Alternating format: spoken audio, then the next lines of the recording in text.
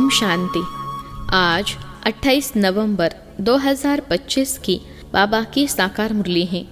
मुरली के महावाक्य हैं, मीठे बच्चे, यह भूल भुलैया का खेल है। तुम घड़ी घड़ी बाप को भूल जाते हो। निश्चय बुद्धि बनो तो इस खेल में फंसेंगे नहीं। प्रश्न है, कयामत के समय को देखते हुए तुम बच्चों का कर्तव्य क्या है? उत्तर है, तुम्हारा कर्तव्य है अपनी पढ़ाई में अच्छी रीति लग जाना और बातों में नहीं जाना है। बाप तुम्हें नैनों पर बिठाकर गले का हार बनाकर साथ ले जाएंगे। बाकी तो सबको अपना अपना हिसाब किताब चुकतू करके जाना ही है। बाप आए हैं सबको अपने साथ घर ले जाने। गीत है दूर देश का रहने वाला। ओम शांति। रूहानी बाप रूहानी बच्चों को बैठ समझाते हैं। भारत खास और दुनिया आम सब विश्व में शांति चाहते हैं। अब यह तो समझना चाहिए, ज़रूर विश्व का मालिक ही विश्व में शांति स्थापन करते हैं। गॉड फादर को ही पुकारना चाहिए कि आकर विश्व में शांति फैलाओ।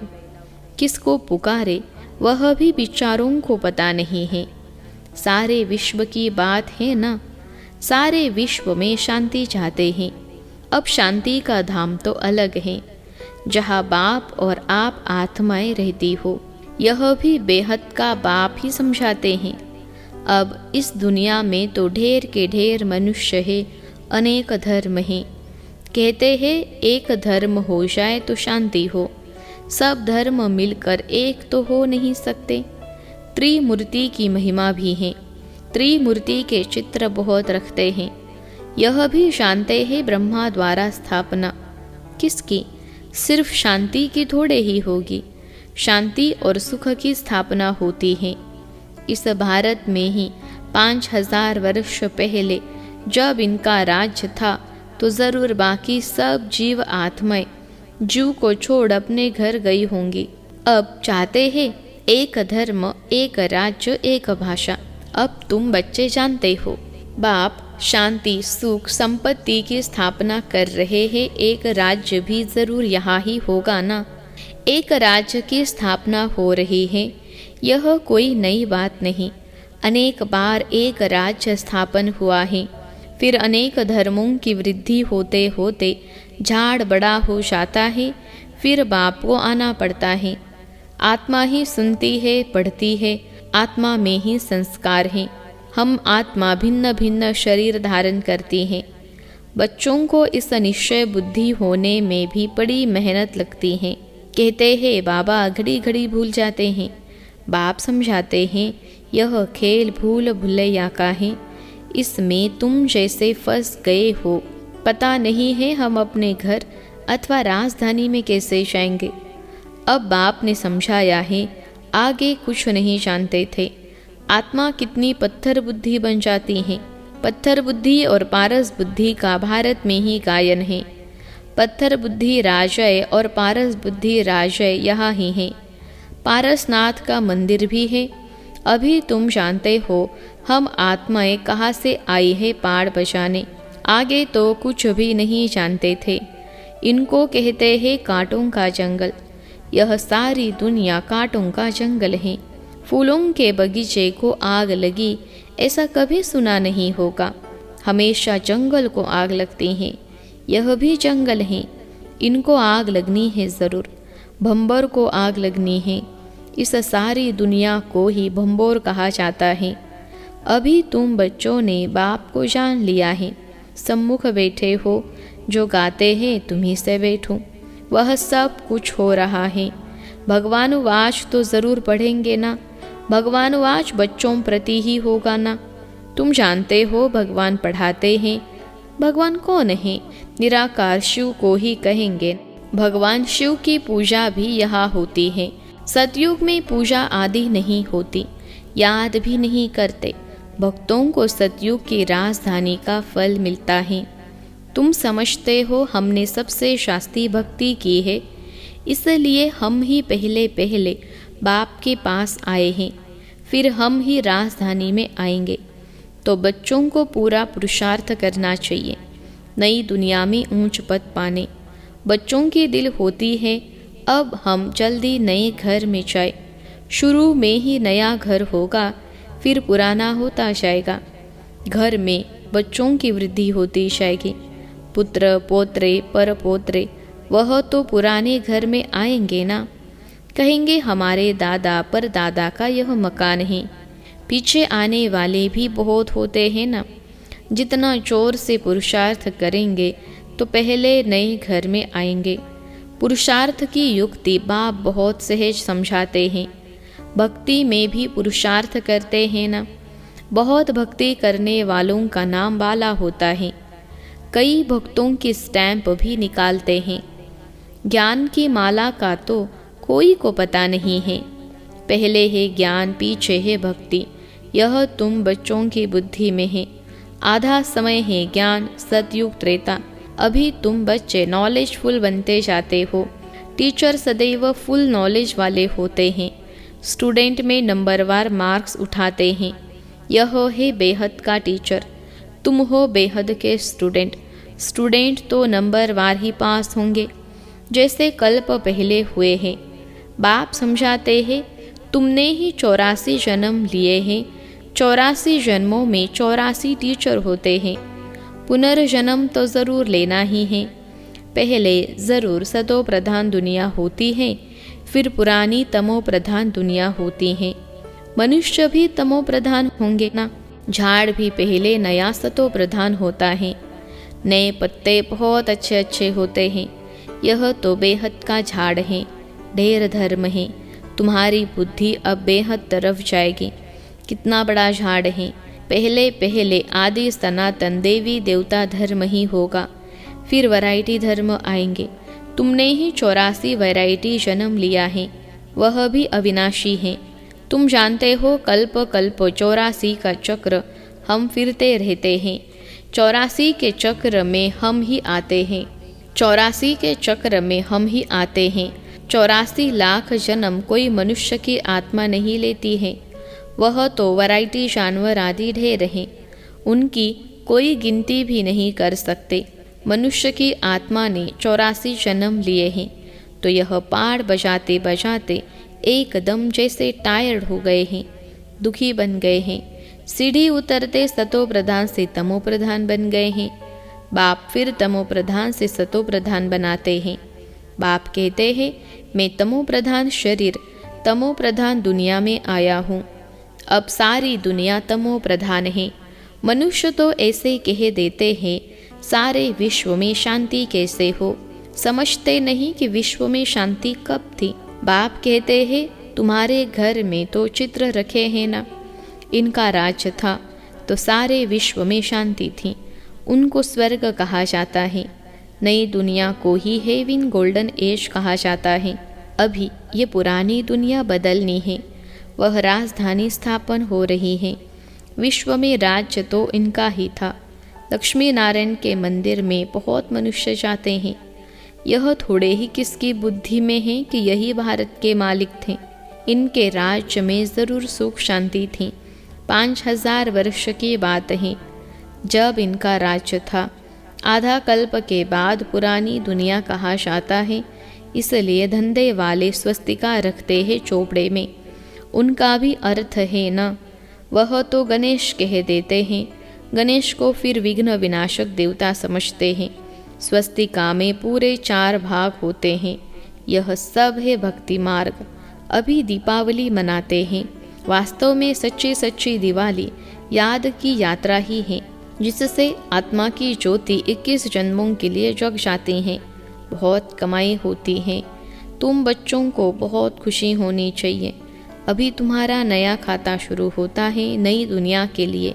21 जन्मों के लिए खाता अभी जमा करना है। अब बाप बच्चों को समझाते हैं अपने को आत्मा समझ सुन रहे हो। आत्मा समझ सुनेंगे तो खुशी भी रहेगी। बाप हमको पढ़ाते हैं। भगवानुवाच भी है ना। भगवान तो एक ही होता है। ज़रूर वह आकर शरीर लेता होगा, तब भगवानुवाच कहा जाता है। यह भी किसको पता नहीं है। तब नेति नेति करते आए हैं।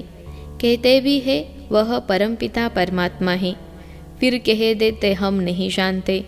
कहते भी है शिव बाबा, ब्रह्मा को भी बाबा कहते हैं, विष्णु को कभी बाबा नहीं कहेंगे। प्रजापिता तो बाबा ठहरा ना, तुम हो बीके, प्रजापिता नाम न होने से समझते नहीं हैं। इतने ढेर बीके हैं तो ज़रूर प्रजापिता ही होगा, इसलिए प्रजापिता अक्षर ज़रूर डालो तो समझेंगे प्रजापिता तो हमारा ही बाप ठहरा। नई सृष्टि ज़रूर प्रजापिता द्वारा ही रची जाती है। हम आत्माएं भाई भाई हैं, फिर शरीर धारण कर भाई बहन हो जाते। बाप के बच्चे तो अविनाशी हैं, फिर साकार में बहन भाई चाहिए, तो नाम है प्रजापिता ब्रह्मा। परंतु ब्रह्मा को कोई हम याद नहीं करते, याद लौकिक को करते और पारलौकिक को करते हैं। प्रजापिता ब्रह्मा को कोई याद नहीं करते। दुख में बाप का सिमरन करते हैं, ब्रह्मा का नहीं। कहेंगे हे भगवान, हे ब्रह्मा नहीं कहेंगे। सुख में तो कोई को भी याद नहीं करते हैं, वह सुख ही सुख है, यह भी किसको पता नहीं है। तुम जानते हो इस समय है 3 बाप। भक्ति मार्ग में लौकिक और पारलौकिक बाप को याद करते हैं। सतयुग में सिर्फ लौकिक को याद करते हैं, संगम पर तीनों को याद करते हैं। लौकिक भी है परंतु जानते हैं वह है हद का बाप, उनसे हद का वर्षा मिलता है। अभी हमको बेहद का बाप मिला है, जिससे बेहद का वर्षा मिलता है। यह समझ की बात है। अब बेहद का बाप आए हैं ब्रह्मा के तन में, हम बच्चों को बेहद का सुख देने, उनका बनने से हम बेहद का वर्षा पाते हैं। यह जैसे दादे का वर्षा मिलता है ब्रह्मा द्वारा, वह कहते हैं वर्षा तुमको मैं देता हूँ, पढ़ाता मैं हूँ, ज्ञान मेरे पास है। बाकी न मनुष्यों में ज्ञान है न देवताओं में, ज्ञान है मेरे में, जो मैं तुम बच्चों को देता हूँ। यह है रूहानी ज्ञान। तुम जानते हो रूहानी पाप द्वारा हमको यह पद मिलता है। ऐसे ऐसे विचार सागर मंथन करना चाहिए। गायन है मन के जीते जीत, मन से हारे हार। वास्तव में कहना चाहिए माया पर जीत, क्योंकि मन को तो जीता नहीं जाता। मनुष्य कहते हैं मन की शांति कैसे हो, बाप कहते हैं आत्मा कैसे कहेगी कि मन की शांति चाहिए। आत्मा तो है ही शांति धाम में रहने वाली। आत्मा जब शरीर में आती है तब कार्य करने लग पड़ती है। बाप कहते हैं तुम अब स्वधर्म में टिको, अपने को आत्मा समझो। आत्मा का स्वधर्म है शांत, बाकी शांति कहाँ से ढूंढेंगी। इस पर रानी का भी दृष्टांत है हार का। सन्यासी दृष्टांत देते हैं और फिर खुद जंगल में जाकर शांति ढूंढते हैं। बाप कहते हैं कि तुम आत्मा का धर्म ही शांत है। शांति धाम तुम्हारा घर है, जहाँ से पाड़ बजाने तुम आते हो। शरीर से फिर कर्म करना पड़ता है, शरीर से अलग होने से सन्नाटा हो जाता है। आत्मा ने जाकर दूसरा शरीर लिया, फिर चिंता क्यों करनी चाहिए, वापिस थोड़े ही आएगी। परंतु मोह सताता है, वहाँ तुमको मोह नहीं सताएगा। वहाँ 5 विकार होते नहीं, रावण राज्य ही नहीं, वह है राम राज्य। हमेशा रावण राज्य हो तो फिर मनुष्य थक जाए, कभी सुख देख न सके। अभी तुम आस्तिक बने हो और त्रिकालदर्शी भी बने हो। मनुष्य बाप को नहीं जानते, इसलिए नास्तिक कहा जाता है। अभी तुम बच्चे जानते हो यह शास्त्र आदि जो पास्ट हो चुके हैं, यह सब है भक्ति मार्ग। अभी तुम हो ज्ञान मार्ग में।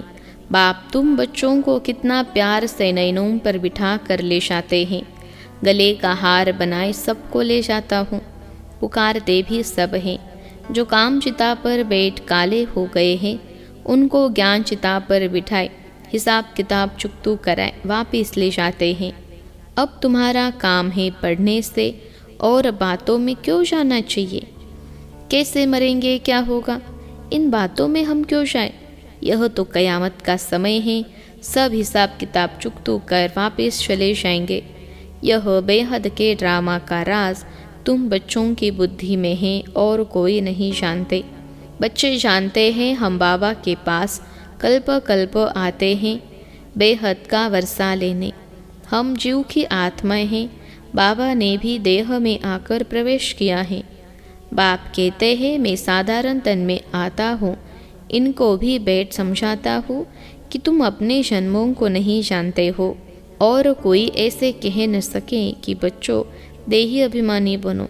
बाप को याद करो। अच्छा, मीठे मीठे सिखिलते बच्चों प्रति माता पिता बाप दादा का याद प्यार और गुड मॉर्निंग। रूहानी बाप की रूहानी बच्चों को नमस्ते। हम रूहानी बच्चों की सिखिलते रूहानी माता पिता बाप दादा को याद प्यार गुड मॉर्निंग और नमस्ते। धारणा के लिए मुख्य सार। पहली पॉइंट है, याद की यात्रा में रहकर सच्ची सच्ची दीपावली रोज़ मनानी है। अपना नया खाता 21 जन्मों के लिए जमा करना है। दूसरी पॉइंट है, ड्रामा के राज को बुद्धि में रख पढ़ाई के सिवाय और किसी भी बात में नहीं जाना है। सब हिसाब किताब चुकतो करने हैं। आज का वरदान है, रूहानियत की स्थिति द्वारा व्यर्थ बातों का स्टॉक खत्म करने वाले खुशी के खजाने से संपन्न भव। रूहानियत की स्थिति द्वारा व्यर्थ बातों का स्टॉक खत्म करने वाले खुशी के खजाने से संपन्न भव।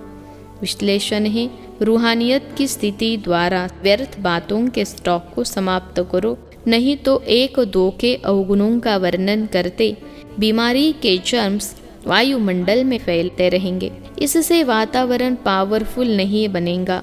आपके पास अनेक भावों से अनेक आत्माएं आएगी, लेकिन आपकी तरफ से शुभ भावना की बातें ही ले जाए।